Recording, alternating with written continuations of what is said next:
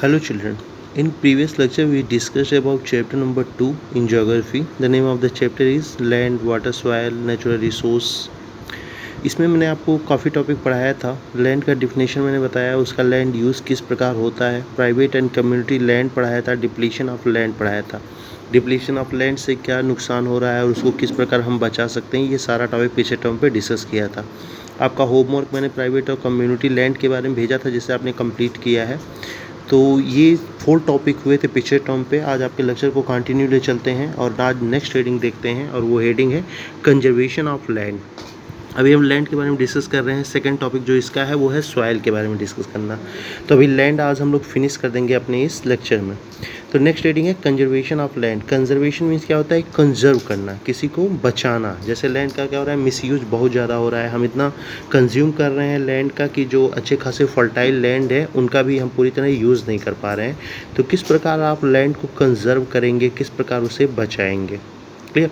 तो इसका डिफिनेशन जो है, growing population and their ever growing demand. जैसे जैसे पॉपुलेशन बढ़ रहा है, इंडिया का या वर्ल्ड की बात करूँ कहीं भी, जिस हिसाब से पॉपुलेशन बढ़ रहा है उस हिसाब से उनकी डिमांड भी बहुत ज़्यादा बढ़ रही है। क्योंकि थोड़ी ज़मीन किसी के पास है तो वो और लैंड चाह रहा है हाउसेस के लिए या किसी भी प्रकार से, वो और लैंड लेता ही जा रहा है।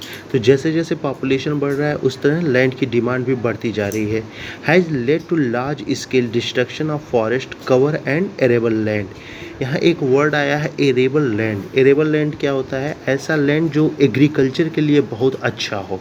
ठीक है, वहाँ मतलब एग्रीकल्चर वगैरह, वेजिटेशन वगैरह हो, फॉरेस्टेशन वगैरह वहाँ अच्छा खासा होता है, उस लैंड को हम कहते हैं एरेबल लैंड। तो जैसे जैसे पॉपुलेशन बढ़ रहा है उनकी डिमांड बढ़ रही है, और डिमांड बढ़ने की वजह से क्या किया जा रहा है? Destruction of forest. फॉरेस्ट को काटा जा रहा है और काट के उस लैंड को कवर किया जा रहा है, यानी ओन प्रॉपर्टी बनाया जा रहा है।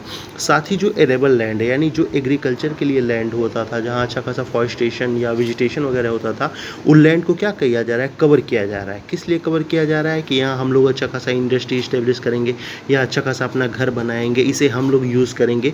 मतलब जो लैंड, नेचर जिस लैंड को बैलेंस करने के लिए रखी रहती है, उस लैंड को क्या कर रहे हैं हम? धीरे धीरे कवर कर रहे हैं। फॉरेस्ट कितना इंपॉर्टेंट होता है ये आप जानते ही हैं। आप क्या कर रहे हैं? डिफॉरेस्टेशन कर दे रहे हैं, फॉरेस्ट को हटा दे रहे हैं वहाँ से। फॉरेस्ट हटा रहे हैं तो वो डिसबैलेंस हो जाएगा अर्थ पे, और इस डिसबैलेंस होने की वजह से अर्थ को बहुत ज़्यादा नुकसान होना पड़ेगा, चाहे वो क्लाइमेट का हो या किसी प्रकार के टेम्परेचर का हो। तो जैसे जैसे पॉपुलेशन बढ़ रहा है उस हिसाब से फॉरेस्ट को कटिंग की जा रही है, एरेबस लैंड को एक्वायर किया जा रहा है, और इससे धीरे धीरे अर्थ पे जो लैंड कंजर्व का जो सपना है वो कंप्लीट नहीं हो पाएगा। Therefore there should be conservation of land resource. इसीलिए हमें क्या करना चाहिए? लैंड को किसी प्रकार कंजर्व करना चाहिए, यानी लैंड को बचाना चाहिए। लैंड का यूज़ नहीं है तो उसे एक्वायर करने की ज़रूरत नहीं है, बल्कि उसे रखना चाहिए इन फ्यूचर में और आने वाले लोगों के हेल्प के लिए। क्लियर? ये कैसे हो पाएगा? मतलब लैंड को जो आप कंजर्व करने की बात कर रहे हैं, ये कैसे कंजर्व हो पाएगा? तो उसके कई सारे पॉइंट हैं, और नेक्स्ट पॉइंट में वही बताया गया। एफॉरेस्टेशन। एफॉरेस्टेशन मीन्स क्या होता है? जंगलों को लगाना, यानी पेड़ वगैरह फिर से लगाना। यही एफ हटा के अगर मैं डी कर दूँ तो होता है डिफॉरेस्टेशन। इसका क्या होता है? जंगलों को काटना। तो एफॉरेस्टेशन यानी खूब पेड़ अच्छे खासे लगाइए लैंड पे, जहाँ उनकी ज़रूरत है पेड़ लगाइए। Land reclamation. रिक्लेम क्या होता है? जैसे आपने एरेबल लैंड को क्या किया? एक्वायर कर लिया। वो एग्रीकल्चर के पर्पस के लिए लैंड था, लेकिन उसे आपने पता चला माइनिंग के लिए यूज़ कर लिया है, किसी और पर्पस के लिए यूज़ किया। तो लैंड रिक्लेमेशन कीजिए, यानी आप कहिए कि सर ये लैंड तो नेचर का था, मतलब गवर्नमेंट का था, यहाँ पे तो अच्छा खासा वेजिटेशन होना चाहिए या फिर फॉरेस्टेशन होना चाहिए। आप यहाँ दूसरे प्रकार का इंडस्ट्री बना रहे हैं, ये सब क्यों कर रहे हैं? यानी रिक्लेम करके आप उस लैंड को फिर से नेचर को दीजिए, यानी गवर्नमेंट को दीजिए। Regulated use of chemical pesticides and fertilisers. Pest आप समझते ही हैं, पेस्ट क्या होता है? छोटे छोटे कीट होते हैं जो पौधों पे आते हैं और वो प्लांट्स को क्या करते हैं? ख़त्म करने का काम करते हैं। आप देखते ही हैं ज़्यादा प्रोडक्शन होने के लिए जो फार्मर्स होते हैं वो पेस्टिसाइड्स और फर्टिलाइजर्स का बहुत ज़्यादा यूज़ करते हैं। पता चला किसी प्लांट्स के लिए इतना फर्टिलाइज़र चाहिए, लेकिन आप ज़रूरत से ज़्यादा प्राप्त करने के लिए आप लोग बहुत ज़्यादा यूज़ करते हैं फर्टिलाइजर्स का, बहुत ज़्यादा यूज़ करते हैं पेस्टिसाइड। पेस्टिसाइड जो देखते होंगे छिड़काव उड़काव जो होता है उसी को कहते हैं। तो आप लोग ज़रूरत से ज़्यादा यूज़ करते हैं भैया, उसको रेगुलेट कीजिए। यानी पेस्टिसाइड्स को एक लिमिट में यूज़ कीजिए, फर्टिलाइज़र्स को एक लिमिट में यूज़ कीजिए, क्योंकि ये दोनों क्या करते हैं, ये केवल आपके प्लांट्स को ग्रो ज़रूर करते हैं, लेकिन इन दोनों के मैक्सिमम यूज़ करने से जो लैंड की फर्टिलिटी होती है, वो फर्टिलिटी धीरे-धीरे ख़त्म हो जाती है। क्योंकि लैंड में जो आपके मिनरल्स होते हैं, जो प्लांट्स के ग्रो के लिए हेल्प होते हैं, ये फर्टिलाइज़र्स ज़रूरत से ज़्यादा यूज़ या पेस्टिसाइड्स का ज़रूरत से ज़्यादा यूज़ उस फर्टिलिटी को क्या कर देता है, धीरे धीरे ख़त्म करता है। इसलिए उन्हें रेगुलेट किया जाना चाहिए, यानी जिस प्लांट के लिए जितनी ज़रूरत हो बस उसे उतना ही फर्टिलाइजर्स या उतना ही पेस्टिसाइड्स दिया जाना चाहिए। क्लियर? तो कैसे कंजर्व हो पाएगा लैंड का, यानी लैंड को आप कैसे बचा पाएंगे? तो एफॉरेस्टेशन करके, लैंड रिक्लेमेशन करके, पेस्टिसाइड्स और फर्टिलाइजर्स को रेगुलेट करके। नेक्स्ट आगे भी एक पॉइंट और है, ये सब अलग अलग पॉइंट में अगर आप लिखना चाहें लिख सकते हैं, नहीं तो एक ही लाइन में लिखिए, कोई प्रॉब्लम नहीं है। Check on overgrazing are some common features used to conserve land resource. हम लोग क्या होता है कि अपने जो एनिमल्स होते हैं, चाहे काऊ हो, फैलो हो, को भी हुआ, उसको हम लोग क्या करते हैं, ऐसे छोड़ देते हैं। अब जब उसको हमने छोड़ दिया तो वो जाएगा कहीं ना कहीं इधर उधर घूमेगा, तो क्या करेगा, ओवर ग्रेजिंग, यानी जिसकी जितनी उसकी ज़रूरत है वो तो खाएगा ही खाएगा, लेकिन बेवजह के कई सारे प्लांट को, कई सारे ग्रॉस को क्या करेगा, ख़त्म कर देगा, यानी नष्ट कर देगा। इससे क्या होता है आपको पता होना चाहिए, जो ग्रास होता है ये लैंड को कहीं ना कहीं जोड़ कर रखता है। जोड़ कर मीन्स क्या, मतलब उसको एक दूसरे से जोड़ कर रखेगा। इससे क्या होता है, लैंड में बहुत मजबूती आ जाती है, ठीक है। लेकिन जब ओवर ग्रेजिंग होने लगा, ओवर ग्रेजिंग से क्या हो जाएगा, बेवजह के घास खत्म हो जाएंगे, ग्रास जितने भी हो खत्म हो जाएंगे। अब ग्रास के खत्म होने की वजह से कहा जाता है जो लैंड के ऊपर का पार्ट है, जिन्हें आप क्रस्ट कहते हैं, जो सबसे फर्टाइल लैंड होता है, ये क्या हो जाएगा, ये कमज़ोर हो जाएगा। कमज़ोर होने का मतलब जो इसके पार्टिकल्स हैं वो दूर दूर हो जाएंगे। पार्टिकल्स दूर दूर हुए तो वहाँ चाहे एयर खूब तेज आए, पता चला वहाँ का सारा सॉइल उड़ गया, या फिर वहाँ अच्छा खासा रिवर आ गया, तो वो क्या करेगा, पूरे सॉइल को वहाँ से लेके दूसरी जगह लेता जाएगा। तो जो लैंड अच्छा खासा फर्टाइल लैंड था, हमारे इस ओवर ग्रेजिंग की वजह से वो क्या हो जाएगा, पूरा का पूरा लैंड बैरन होता शुरू हो जाएगा। क्यों? क्योंकि ग्रास जो होते हैं वो मिट्टी को जोड़े रखते हैं, लेकिन जब ग्रास ही खत्म हो जाएंगे तो क्या होगी, मिट्टी कमज़ोर हो जाएगी, और मिट्टी कमज़ोर होने की वजह से फ्लड नदी के आने से या फिर एयर से वहाँ का जो ऊपर क्रेस्ट, जो सबसे फर्टाइल लैंड होता है, वो क्या हो जाएगा, उड़ जाएगा, और उस उड़ने की वजह से वो लैंड पूरी तरह बैरन हो जाएगी। इसीलिए ओवर ग्रेजिंग को रोकना चाहिए। यानी हम जो भेज देते हैं ऐसे, क्या बोलते हैं उसको, आवारा पशु बोलते हैं उनको, जो भेज देते हैं ऐसे किसी का भी जा रहा है, ग्रास चरता रहता है, तो ऐसा नहीं करना चाहिए, बल्कि एक रेगुलेट करना चाहिए उन चीज़ों को। क्लियर? यानी आप उसे ओपनली छोड़ नहीं सकते, बल्कि जितनी ज़रूरत हो उसे आप प्रोवाइड कराइए ज़रूर, लेकिन ओवर ग्रेजिंग मत करवाइए। तो इन 4 वर्क ऐसे हैं, 4 काम ऐसे हैं, इन 4 कार्यों को करके हम लोग लैंड को कंजर्व कर सकते हैं।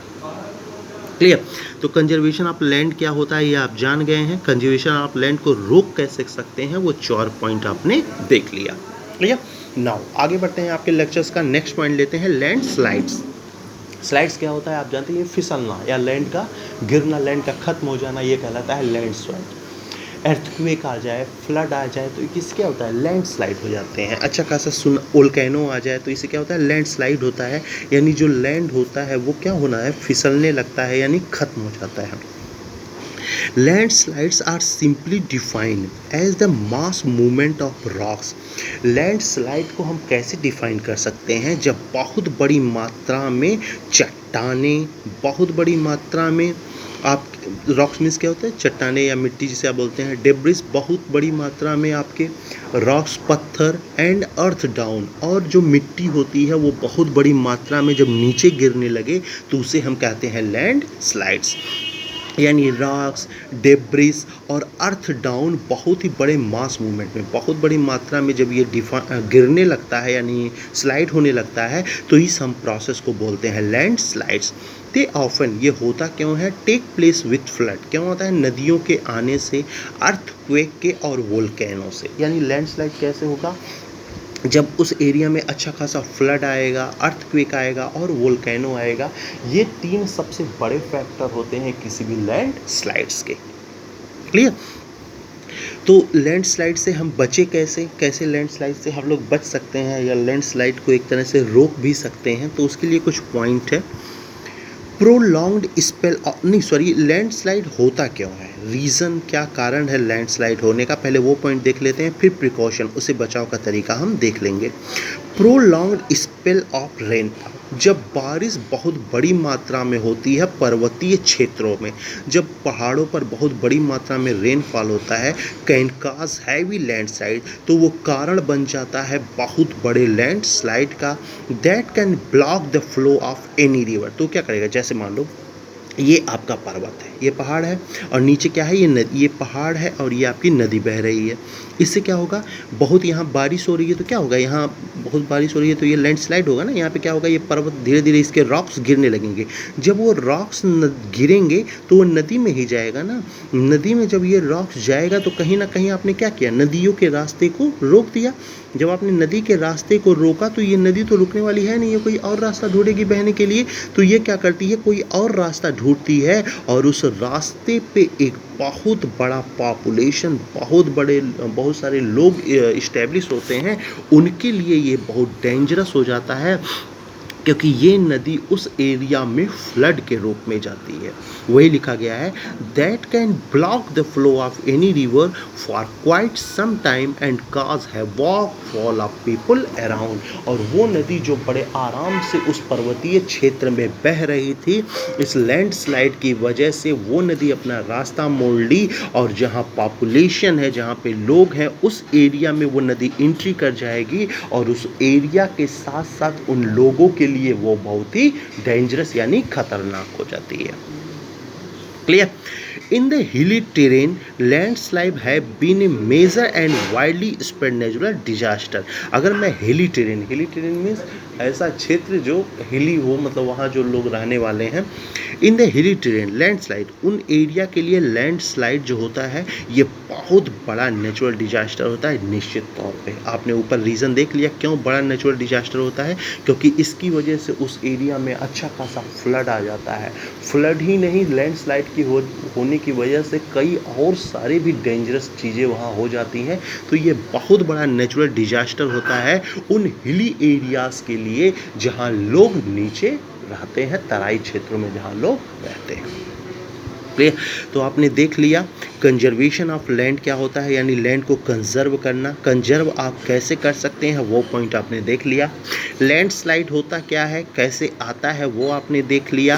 हिली एरियाज़ में कैसे आता है और उससे लोगों को प्रॉब्लम क्या होती है वो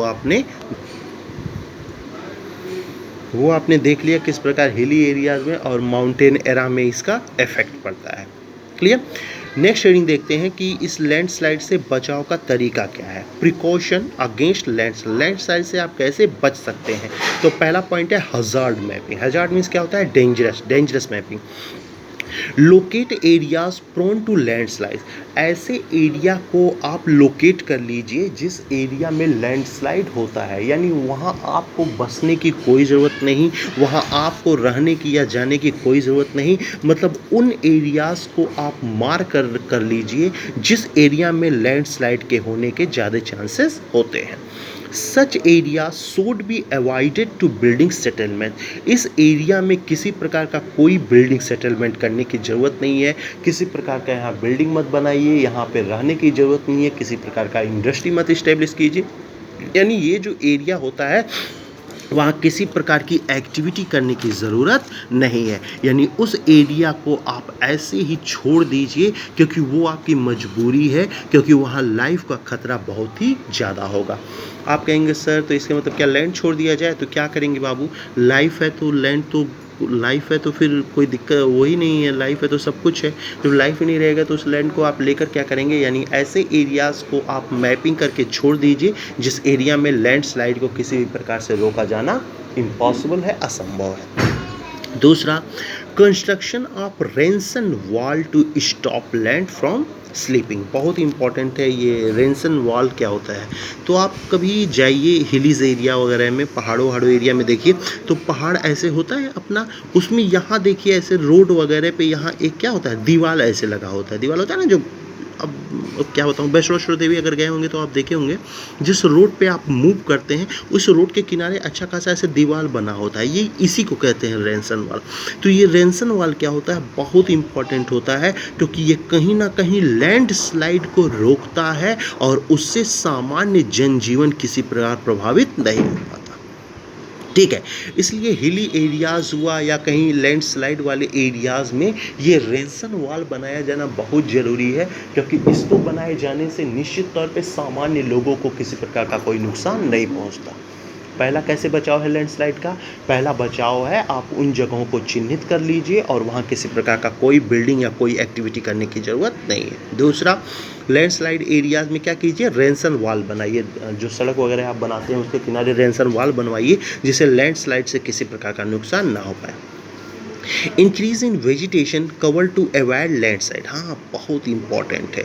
increase in vegetation, vegetation means क्या होता है, वही एफॉरेस्टेशन यानी फॉरेस्टेशन, यानी आप वेजिटेशन को इंक्रीज कीजिए। जो तराई एरियाज होते हैं, जो नदी के किनारे एरिया होते हैं या पर्वतों के नीचे जो नदियाँ बहती हैं उनके किनारे का जो एरा होता है उस एरा को क्या कीजिए, आप एफॉरेस्टेशन कीजिए, यानी वहाँ अच्छे खासे वृक्ष लगवाइए, वहाँ वेजिटेशन करवाइए। जब वहाँ आप ये नेचुरल कार्य करेंगे तो निश्चित तौर पे इसके करने की वजह से लैंडस्लाइड्स की जो घटना है वो बहुत ही कम हो जाएगी, यानी उनकी मात्रा निश्चित तौर पे कुछ ना कुछ जरूर घटेगी।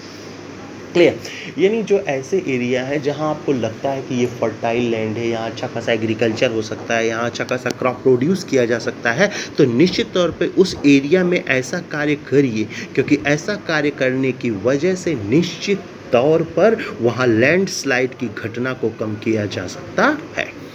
फोर्थ और लास्ट पॉइंट है the surface drainage control work. हाँ, मैंने क्या बताया, कहीं नदियों की वजह से भी लैंडस्लाइड हो जाते हैं, फ्लड की वजह से लैंडस्लाइड होते हैं, तो वहाँ क्या करिए, ड्रेनेज सिस्टम अच्छा बनाइए। ड्रेनेज सिस्टम अच्छा बनाने का मतलब है जैसे नदियों में पानी की मात्रा बढ़ती गई तो उस नदियों से जो ड्रेन निकाले गए हैं, जो नाले निकाले गए हैं, जो नहर निकाले गए हैं,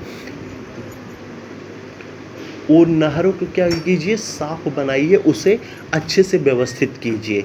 इससे क्या हो जाएगा, जब नदियाँ भर जाती हैं तो वो पानी कम से कम इन ड्रेन सिस्टम से अच्छे से बाहर निकल सकता है और इससे जो नदी के किनारे बसने वाले लोग हैं उन्हें किसी प्रकार का कोई ज़्यादा नुकसान उठाना नहीं पड़ता है।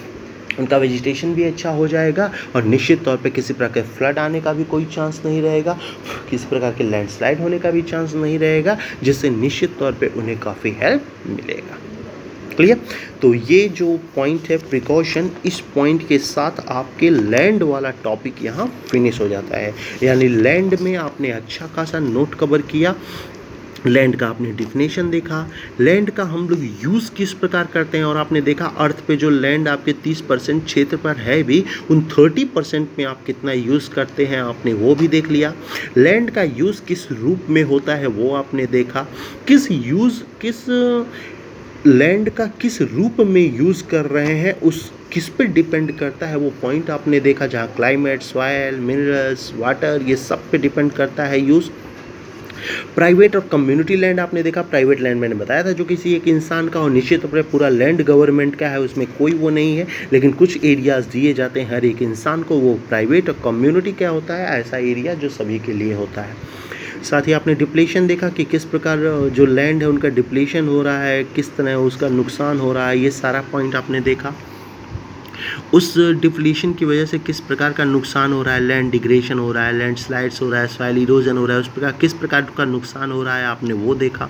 नेक्स्ट रेटिंग जो आज मैंने लेक्चर लिया उसमें आप कंजर्वेशन ऑफ लैंड ने देखा, किस प्रकार आप लैंड को कंजर्व कर सकते हैं, उसे बचा सकते हैं, बचाने के तरीके क्या है वो आपने इस पॉइंट में देखा। Afforestation, land reclamation, regulated use of chemical, pesticide, fertiliser, इन सब का किस प्रकार आप कंजर्व कर सकते हैं। नेक्स्ट आपने लैंडस्लाइड देखा, लैंडस्लाइड क्या होता है वो आपने समझ लिया, लैंडस्लाइड होता क्यों है वो आपने समझ लिया, लैंडस्लाइड से किस प्रकार सामान्य लोगों को नुकसान है, यानी जो इंसान रहते हैं तराई क्षेत्रों में उन्हें किस प्रकार लैंडस्लाइड से नुकसान है वो आपने देख ला। प्रिकॉशन देख लिया किस प्रकार आप लैंडस्लाइड से बच सकते हैं, उसमें आपने पहला हेडिंग दिया हज़ार्ड मैपिंग का, दूसरा पॉइंट आपने देखा रेंसन वॉल का, तीसरा पॉइंट देखा इंक्रीज इन वेजिटेशन का, और चौथा पॉइंट आपने देखा है ड्रेनेज सिस्टम का। यानी ये 4 पॉइंट ऐसे हैं जिनको करके आप निश्चित तौर पे लैंडस्लाइड को कम कर सकते हैं, और इन कार्यों के द्वारा आप अपने लैंड जो है उस लैंड का भरपूर यूज़ कर पाएंगे, उसका मिस यूज़ भी नहीं हो पाएगा, और मिस यूज़ नहीं होने की वजह से जो नेक्स्ट जनरेशन है वो भी इस लैंड का पूरी तरह यूज़ कर पाएगा। क्लियर? तो आपके इस चैप्टर का जो पहला टॉपिक है लैंड, अच्छा खासा टॉपिक था, अच्छे खासे क्वेश्चंस भी बनते हैं, वो कंप्लीट हो चुका है। नेक्स्ट पॉइंट आपका मैं सॉइल डिस्कस करूँगा। आज मैं आपको कुछ क्वेश्चंस भेज रहा हूँ, उस क्वेश्चन को सॉल्व करिए। थोड़ा क्या है, थोड़ा क्या आपने समझा है वो बताइए, क्या समझा है। दूसरी बात, मैंने नोट्स ज़रूर बना दिया है, इस नोट्स को आप देखकर कभी आंसर मत लिखना, आप नोट्स को बना रहे हैं उसको तैयार करते रहिए, याद करते रहिए, फिर उनका होमवर्क में उसे सॉल्व करके मेरे पास भेजिए। आपको देखकर अब अगर आप लिखते हैं तो आप अपना नुकसान कर रहे हैं, मेरा उसमें नुकसान नहीं हो रहा है, उसमें खुद आपका नुकसान हो रहा है। अगर आपने एग्ज़ाम दिया, चीटिंग करके एग्ज़ाम दिया, तो उसमें आप अपना नुकसान कर रहे हैं, हम लोग का नुकसान नहीं हो रहा है, और ये आपके लिए फ्यूचर के लिए इतना डेंजरस हो जाएगा जिसका कोई लिमिट ही ना हो। इसलिए जो भी टॉपिक आपको पढ़ाया जा रहा है, इसमें तो छुट्टी चल रहा है, कोई दिक्कत ही नहीं, घर पर अगर 1 घंटा भी पढ़ते हैं तभी मुझे लग रहा है जितने लेक्चर लिए जाते हैं पर डे, उन सारे लेक्चर का नोट आप निश्चित तौर पर प्रिपेयर कर पाएंगे, तैयार हो जाएगा आपका अच्छा खासा। तो समय भी अच्छा खासा है, तो उस समय को वेस्ट क्यों किया जाए, अभी पूरा समय आपको मिल रहा है तो क्या करिए, जो टॉपिक आपको पढ़ाया जा रहा है इन सबको लर्न कीजिए ना। लैंड क्या होता है पूरा लर्न कीजिए, लैंड यूज़ किस प्रकार होता है लर्न कीजिए, सब लर्न कीजिए, और जो होमवर्क आपके पास सेंड किया जाता है उसको जो लर्न आपने किया है उसे लिखिए, चाहे गलत हो या सही हो। बाकी जो कॉपी से आप देख कर लिखते हैं बाबू, तो ये निश्चित तौर पे आपके लिए डेंजरस है, ऐसा करोगे तो ये आपकी आदत ख़राब हो जाएगी और आगे आपके लिए बहुत ही प्रॉब्लम क्रिएट करेगा ये। तो ऐसा काम मत करिए, जो लिखाया जा रहा है उसको आप लर्न कर लीजिए, उसको समझ लीजिए। आपको फिर भी प्रॉब्लम हो रहा है तो आप एडवाइजरी के पास कॉल कीजिए, एडवाइजरी मुझसे बात कराएगा आपका, मैं बात करूँगा आपसे और आपके प्रॉब्लम को मैं सॉल्व करूँगा। लेकिन चीटिंग करके आप आंसर लिखने की कोशिश मत कीजिए, नहीं तो आपके लिए बहुत ख़तरनाक हो जाएगा। क्लियर? तो आज आपके इस चैप्टर का मैंने लैंड पॉइंट फिनिश कर दिया। नेक्स्ट टर्म पे हम लोग सॉइल के साथ मिलेंगे और उसके भी अच्छे खासे पॉइंट है जिन्हें हम लोग समझेंगे और उसका नोट डाउन करेंगे। नोट डाउन करने के बाद आप उसकी तैयारी कीजिए। क्लियर? तो नेक्स्ट वीडियो में मिलते हैं सॉइल के साथ। Okay, thank you.